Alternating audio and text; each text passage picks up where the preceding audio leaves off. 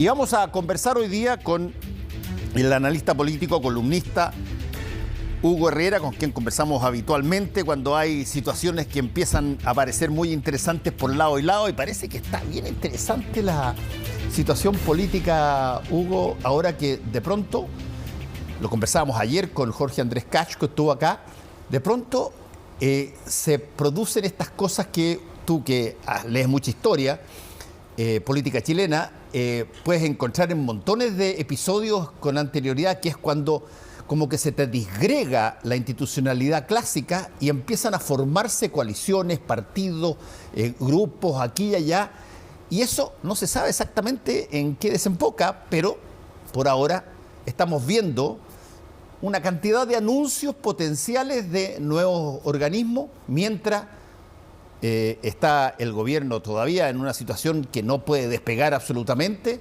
y tenemos situaciones de restricciones bastante grandes provistas ya por la situación internacional en términos de inflación y económica y todo lo demás.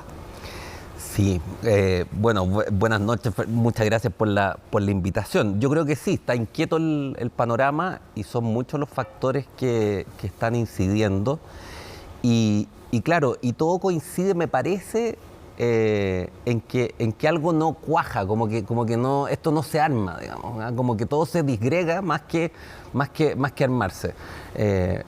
Claro, hay esfuerzos interesantes por armar partidos que recuperen esto que se llama de las fuerzas centrípetas, más que centrífugas, que fueron las que de alguna manera no funcionaron en la convención.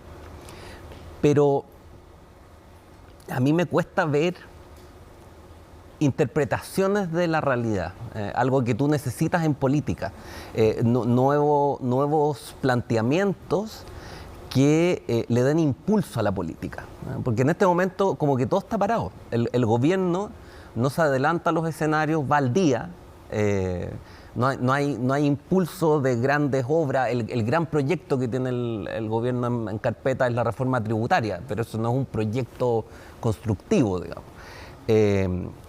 Y en ese sentido, claro, uno puede decir, esta es una crisis grande. O sea, ¿por dónde se va a tirar la hebra por la cual vamos a salir de aquí? No se ve. Y eso es lo que precisamente caracteriza una crisis, que no tenemos ni discursos a la mano para interpretar adecuadamente la situación, ni liderazgos que den con lo que hay que hacer. Y mientras tanto, claro, el país está también en ciertas situaciones que uno ve que son de deterioro institucional. O sea, yo pienso en el tema de la inteligencia en Chile. ¿Cómo está funcionando eso? La seguridad en todo orden de cosas, la seguridad en el norte, la seguridad en la Araucanía, la seguridad ahora de los sistemas computacionales, la ciberseguridad.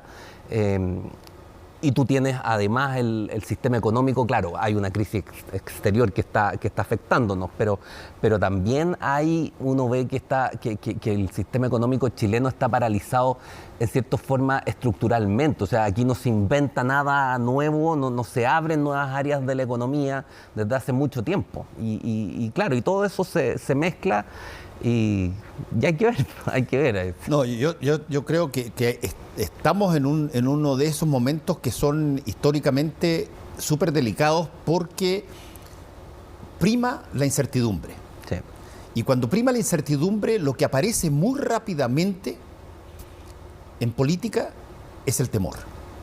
Y el temor tiene la característica de que no es algo necesariamente natural. No es algo que te nazca a ti. Claro, tú ves un gallo, qué sé yo, cruzando, saliendo de un puente, y un gallo, qué sé yo, con cachos de lobo, y que te mira feo, que se le prenden los ojos rojos, te aterráis. Automáticamente te provoca eso. Pero en política el miedo, en un porcentaje muy alto, es inducido. Claro. Tú fabricas miedo. Tú empiezas a decir una determinada cosa durante tiempo y no funcionan las cosas bien, sobre todo cuando pasan estos mare magnum así medio inestable, pero es el líquido perfecto para que se produzcan mensajes que provoquen miedo, y eso haga que la gente se parapete en lo que más seguro encuentra. Sí. Y normalmente esos son personas que le dicen a la gente que ellos entienden su problema y se lo van a resolver. Y la forma es básicamente forma de fuerza de distinta manera. Sí, tú necesitas, o sea, la crisis más parecida a esta de la que hemos hablado, que es la del centenario, fue una crisis que no tuvo salida, partió el 10 y termina en los años 30, pero que no tuvo salida sino en un modo que fue bien extraño, que fue, por una parte, hubo una actualización ideológica interesante, digamos, o sea, se pensó en un Estado social. Eso estaba ahí, y no estaba antes. O sea, toda la república parlamentaria es una república de dejar hacer, dejar pasar, digamos, ¿no? Era un liberalismo a la chilena, pero liberalismo al fin. Y se mezcla esta alteración ideológica, que ya venía discutiéndose desde antes, pero se plasma en la Constitución del 25, pero además tú tienes no uno, sino dos liderazgos que fueron caudillismos, se los llama en la historia, porque eran liderazgos muy personalistas, que son el de Arturo Alessandri y el de Carlos Ibáñez del Campo. Pero tú te das cuenta de que hay un deterioro, y en algún momento este tribuno de la plebe, que era Alessandri, da un manotazo, digamos, y llega con su chusma a gobernar. Eso tiene algo de disruptivo, fuertemente disruptivo. Ibáñez hizo una dictadura, y bueno, y hay que ver cuál fue peor en términos de derechos humanos, porque la cantidad de muertos que tiene Arturo Alessandri a su haber es bastante trágica, digamos. De cientos, de miles, digamos. Pero a lo que voy es que, claro, ahí tú veías, o sea, si uno pudiera adivinar por dónde vamos a salir de esta crisis, tendría que ser con cosas de esa entidad, con fenómenos de esa entidad. Pero mientras tanto uno ve un gobierno improvisando, parlamentarios haciendo negociaciones despacito, qué sé yo, gente que ve asombrada cómo hay que seguir prorrogando el estado de emergencia. No hay por dónde esto salga. Y eso, claro, provoca temor por una parte, que en el caso chileno no es tan injustificado, pero además, digamos, provoca deterioro institucional. Eso es lo que estamos viendo en general. Ahora, respecto al temor, yo coincido en que el temor en política no es ante algo que te aterre inmediatamente, digamos, es mucho más vago, es más indeterminado. Y tiene que ver también con la incertidumbre de la condición humana. Ahora, lo que yo veo que es complejo en el caso chileno es que nuestra institucionalidad no es tan fuerte. Pongo un ejemplo, el caso italiano, que hoy día, o sea, en estos días se ha producido un bombazo, por decirlo así. Sí. Pero Italia cambia de gobierno a cada rato. O sea, probablemente el próximo año a esta altura vamos a estar viendo otro gobierno. Es algo usual. Pero ellos tienen una burocracia profesional que es como la columna vertebral de la operación del Estado italiano. Entonces no es que dé lo mismo, pero no es tan relevante lo que pasa en el nivel político como en Chile, donde tú en Chile no tienes una burocracia que en los cargos altos sea profesional, sino que es muy política. Hay muchos cargos que se nombran y que son de exclusiva confianza. Lo de la alta dirección pública va lento, e igual tú lo puedes intervenir políticamente. Entonces uno dice, ¿cuál va a ser nuestra columna vertebral, la que va a sostener esto y lo va a mantener a flote mientras llegan los ocurrentes que encuentren los caminos de salida para la crisis? Ahí hay un punto súper interesante, porque hay gente que plantea hoy día que esa columna vertebral que de alguna manera tiene que amarrar el core, el núcleo de la institucionalidad, tiene que ser una alianza entre básicamente el centro de Chile. Dejar de crear, llamémoslo así, organizaciones que de alguna manera tienen una perspectiva de cambios muy radicales o, qué sé yo, refundacionales algunos, o cambios muy radicales, y mientras esté este desorden en todo el planeta que no se entiende muy bien todavía, fijemos un criterio de unión entre lo que se llama el centro. Ahora, eso si es que pudiera asociarse a garantías de mejora económica y de valor traspasable a las personas en las cosas que las personas necesitan, en una de esas resulta. Pero si solamente se queda en asociaciones de nombres y de siglas de partido, no, yo no estoy pasa nada. totalmente de acuerdo. O sea, tú lo que necesitas para salir de la crisis, esto no estoy dando ninguna fórmula mágica, pero es liderazgos capaces e ideología. O sea, si es que en Chile se va a formar un polo de centro, si eso es lo que se quiere, tú tienes que construir algo que no existe, que es una ideología que renueve, por decirlo así, la épica, el talante de la concertación, o de algo parecido a eso. No estoy diciendo que haya que imitarla, pero tú necesitas una ideología que sea al menos capaz de hacerle frente con competencia, que se difunda esto y que cualquier miembro de ese partido pueda hacerlo, de ese conglomerado pueda hacerlo, que le haga frente al discurso más moralizante que hemos visto en la izquierda y al discurso que todavía por inercia opera en la derecha, que es el más Chicago gremialista o de la economía, digamos. Mientras tú no tengas eso, claro, todo esto van a ser jugadas tácticas, pero en la estrategia, en la de largo plazo, no vas a poder dar realmente el golpe que se necesita, en el buen sentido de la palabra, por favor, para darle salida a la crisis. O sea, yo veo mucho, claro, lo de Amarillos tuvo un cierto éxito, uno puede decir, ahí está en gran medida una de las razones del triunfo del rechazo. Pero a mí me extraña, por ejemplo, que no haya aparecido de ahí algo así como un pensamiento. A lo mejor lo están haciendo, pero tú necesitas ideología, o sea, necesitas tener interpretaciones de la realidad. No son interpretaciones necesariamente académicas, tú no tienes que hacer una teoría, no tienes que hacer el capital, digamos, para interpretar políticamente la situación, pero tienes que tener algo que te dé sustento para poder plantearte, al menos frente al resto, y dar una visión del país, digamos. Pero ahí tú ves determinadas situaciones que te hacen pensar en, por ejemplo, tú hablas de ideología en el sentido correcto de la palabra, que es ideas, claro, de cómo deben ser las cosas, digamos, y todos tenemos ideología. Acuérdate que durante mucho tiempo la propia palabra estaba de alguna manera cargada de connotación negativa, pero es imposible no tener ideas de más o menos cómo quieres que funcionen las cosas o cómo tú crees que debieran ser las cosas, y eso se llama ideología. Pero lo que es interesante es que tú de pronto estás viendo situaciones muy raras. Por ejemplo, tú ves un partido como el Partido Demócrata Cristiano, que fue lejos el más popular y más grande de los partidos hasta hace no mucho tiempo atrás, qué sé yo, dentro de los últimos 30 años, que hoy día está con un interinato en la presidencia del partido, que tuvo un solo constituyente en la convención y sin embargo tiene presencia de alcaldes, presencia en territorio. Pero eso tú lo plasmas ahora con situaciones como grupos de una derecha muy dura que encaran y le hacen bullying y se le tiran encima al presidente de la UDI, tratándolo de traidor.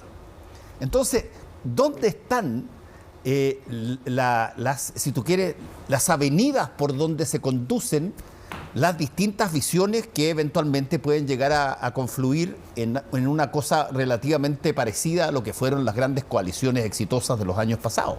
Claro, mira, yo creo que es bueno el ejemplo de la democracia cristiana porque te habla de un poco lo que estábamos conversando. La democracia cristiana puede tener, pero esto se hablaba ya en los años 2000, puede tener la máquina, pero no tiene el espíritu.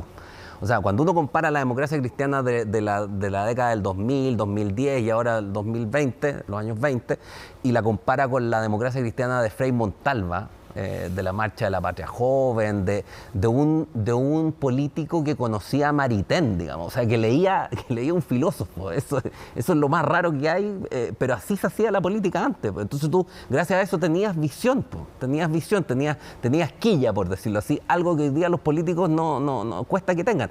Y la democracia cristiana está implosionando, me parece, precisamente en gran medida por esa falta de ideología, porque cuando tú no tienes ideología, en el sentido que tú lo planteas, cuando tú no tienes ideología, ¿de qué vas a convencer a alguien? Porque, o sea, en el fondo, la política es un arte de disciplinamiento, consiste en el arte de sacar también a la gente de sus intereses puramente personales y mirar al país.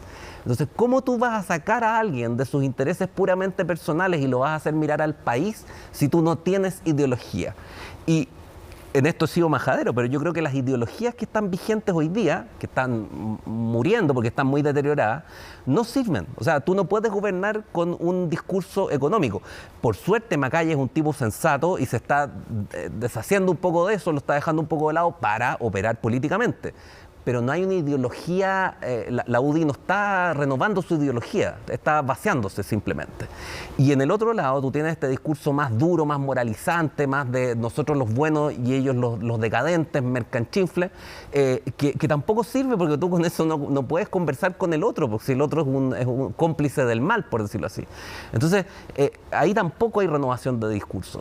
Y la crisis, me parece, de la concertación tiene que ver con eso, hubo otras cosas también, desgaste humano, pero también tiene que ver con que no fueron capaces de hacer una renovación comprensiva de la realidad y ofrecer una nueva mirada al país. O sea, por ejemplo, en todos los temas estratégicos, la política no está presente habitualmente. De repente se habla de la productividad, vienen como épocas, así como moda, se habla de la productividad. Otras veces se habla del centralismo. Bueno, pero estamos hablando de temas fundamentales, o sea, esos son los temas a los que hay que hincarle el diente si es que queremos transformarnos algún día en algo así como un país desarrollado. Y la política no se oye padre en esos temas. Entonces, yo creo que ahí está justamente el problema, en la falta de ideología. Y estos grupos como los piquetes de extrema derecha, lo mismo que los overoles blancos, todos estos fenómenos así, yo los veo como fenómenos de descomposición marginal. O sea, eso es en cierto modo, eso no es política, eso es tomar tres ideas y darle duro, digamos, pero no hay capacidad de reflexión, de comprender al país en su conjunto, no veo nada de eso. Es que en una de esas, y aquí lo digo en voz alta, porque ha pasado en otros países también, esos grupos no tienen ningún tipo de interés en generar su propia ideología, son grupos de acción. Claro. Y son grupos de acción que lo que hacen, básicamente en términos, si tú quieres, comunicacional, es que te relevan determinadas cosas. En este ataque a Macaya, por ejemplo, es un ataque donde básicamente es un mensaje de derechistas a derechistas. Es decir, mira, aquí no aceptamos cualquier cosa y la forma en que este grupo tiene de manifestarlo es una forma agresiva. Bueno, y siempre ha sido así. Bueno, y en los overoles blancos o la patota de cabros que de repente van y te destruyen un restaurante, básicamente exteriorizan hechos. Ellos se transforman en hechos, pero de ahí nada puede establecerse como, si tú quieres, una línea que dé cuenta de tener posiblemente candidatos a algo que emanen de ahí. Claro, o sea, puesto en términos de Marx, eso es lumpen, en el sentido de que son fuerzas violentas eventualmente, pero que que pueden ser, que se las pueden apropiar distintos grupos, digamos. O sea, eso lo puede cooptar, por ejemplo, un político, qué sé yo, pero no son fuerzas constructivas políticamente, efectivamente. O sea, eso suena despectivo hablar de lumpen, pero si uno lo pone en términos así como técnicos, eso es lo que son, digamos. O sea, propuestas de operación, pero sin idea. Ahora, la pregunta es, bueno, ¿no está toda la política de alguna manera convirtiéndose? Claro. A ver, ahora, fíjate que hay bueno el punto que tú haces, porque hay una situación que difiere de muchas de las cosas del pasado, en que hoy día tenemos un factor que yo creo, y lo hemos conversado antes, Hugo, que todavía no hay capacidad de, llamémoslo así, le voy a poner una palabra fuerte, de control al respecto. Y es que la forma en que hoy día nos comunicamos, la forma en que sabemos cosas, la forma en que tú informas a otro, toda la forma digitalizada de comunicación, te genera en sí mismo, como diría McLuhan, el medio es el mensaje. Claro. Y de pronto tú estás capacitado hoy día, si es que tienes voluntad, para hacer cosas de una manera que antes era imposible. Y eso es una cosa que la política todavía no ha sabido cómo enfrentar, cómo ¿Cómo? O sea, claro, cuando tu miedo era que pudieran haber un atentado contra los presidentes hace 5 décadas, etcétera, bueno, tú llenabas de policías, ponías francotiradores y otros. Hoy día, el mayor peligro es que eventualmente te tiren una fake news que convenza. Claro. Y eso te obligue a cambiar el tablero de juego y de pronto, por mucha mentira que sea, bueno, fue efectiva en lo que quería. Eso no se ha sabido todavía cómo controlar, ni aquí ni en ninguna otra parte. No, ahí efectivamente estamos ante una especie de alteración profunda en las capas tectónicas de la vida social. O sea, ahí hay un desajuste entre, por decirlo así, la situación popular o cómo la gente vive y los formatos en los que se desenvuelve. Los formatos están cambiando rápidamente, más rápido que las capacidades de la gente de acostumbrarse a los formatos.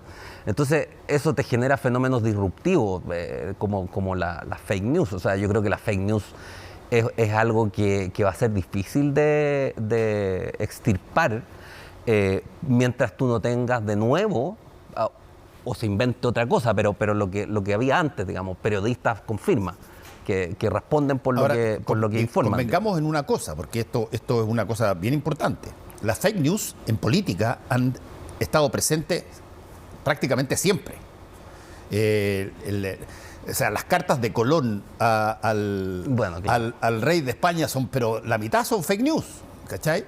Pero el problema es que la velocidad, el impacto, la difusión, la masividad de personas que atienden a ese tipo de cosas, eso cambió brutalmente. Y por eso que, vuelvo a citar a McLuhan, uno no ha mirado mucho el medio. El medio se está transformando en el mensaje. Sí.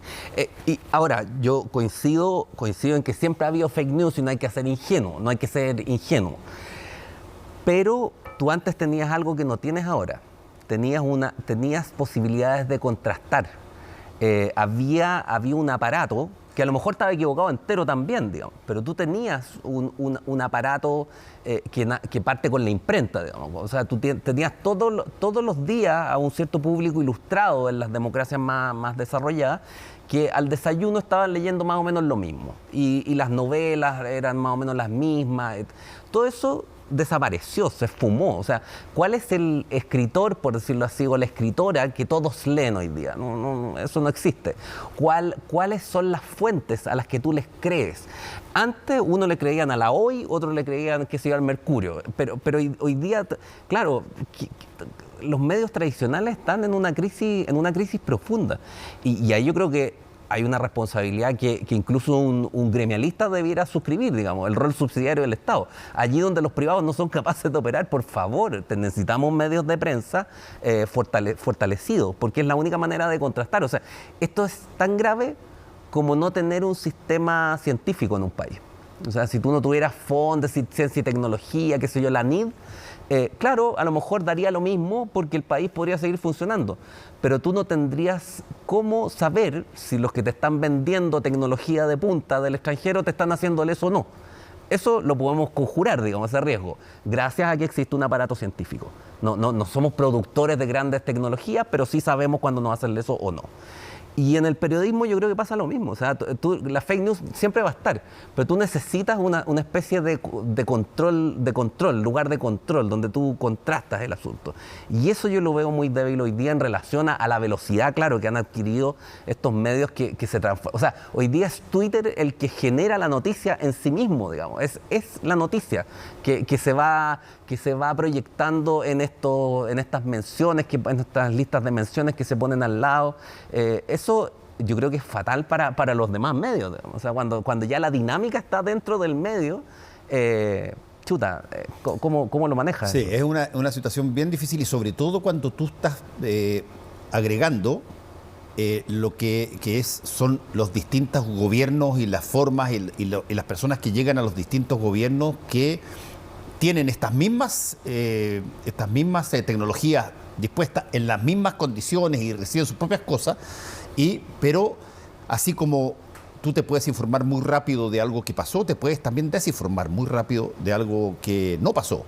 Y desde ese punto de vista, cuesta armar las cosas. Tú tienes, o sea, te lo pongo de la siguiente manera.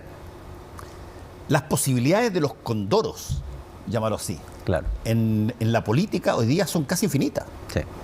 Sí, y aumentan en esta batea en la que andamos, porque tenemos, o sea, este es el gobierno, yo creo que lleva el récord en disculpas. No Sí. tienen En el lapso que está, desde que llegó llevan, la moneda, sí. yo estoy de acuerdo. Creo y que- les corre en su favor, por decirlo así, que son muy jóvenes, en eso efectivamente.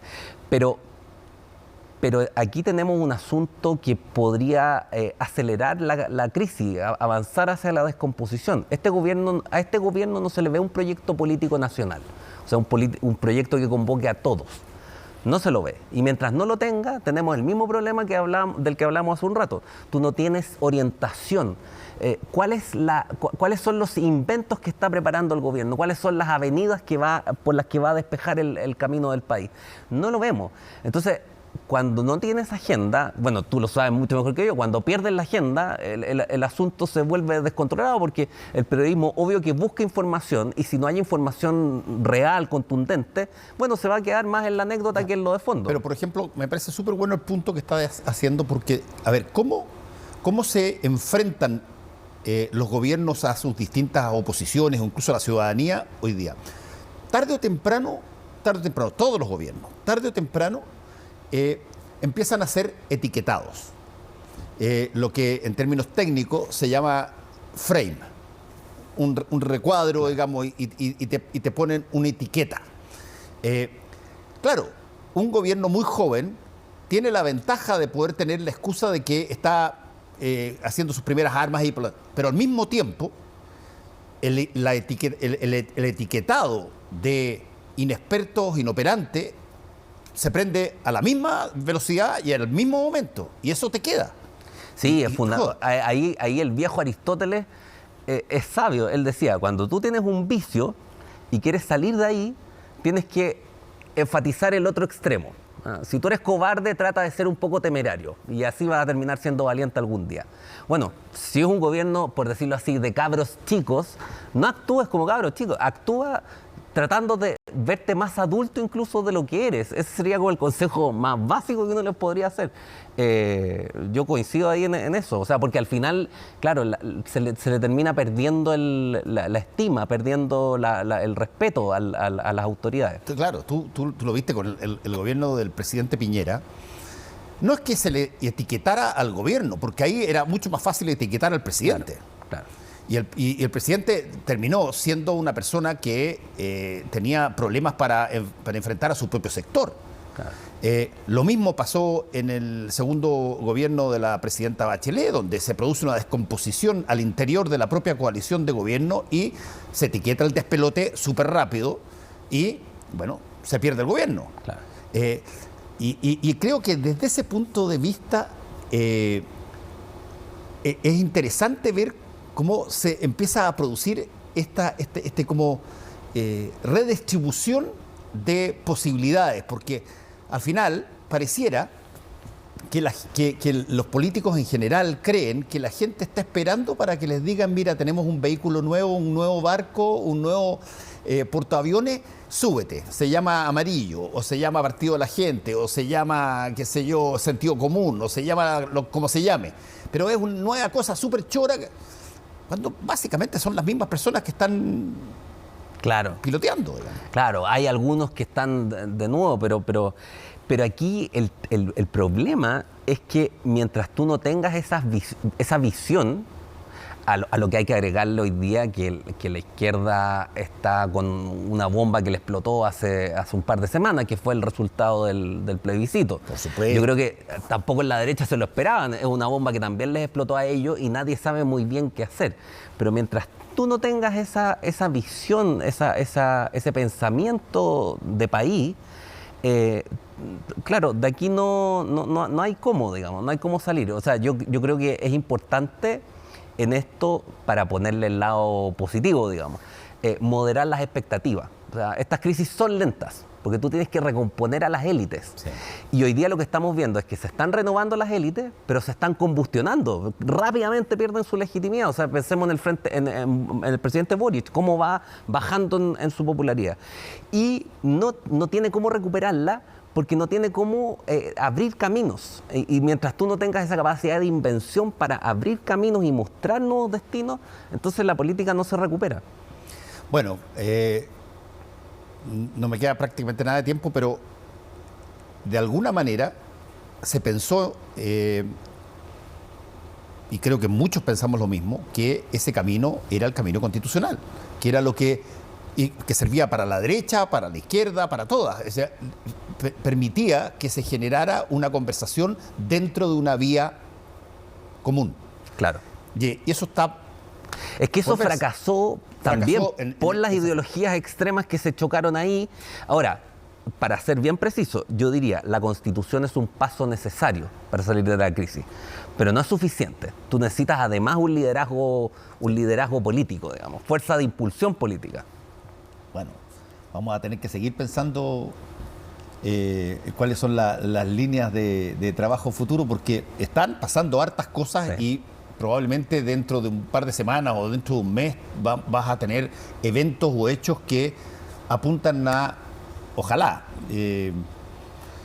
direcciones más positivas. Esperemos. Muchas gracias, Hugo. Gracias, Fernando. Muy bien.